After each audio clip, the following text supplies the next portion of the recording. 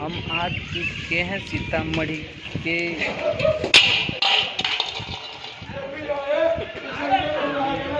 भैरव स्थान मंदिर।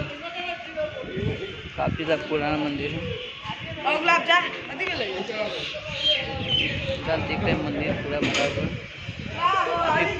काम चल रहा मंदिर में ऊपर में। साथ में आप नंदी बाबा देख सकते हैं।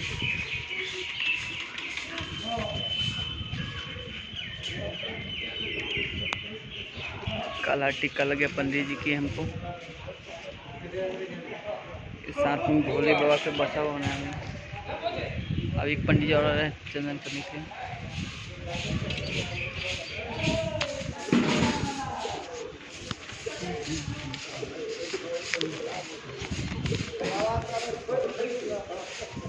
लाते ना चला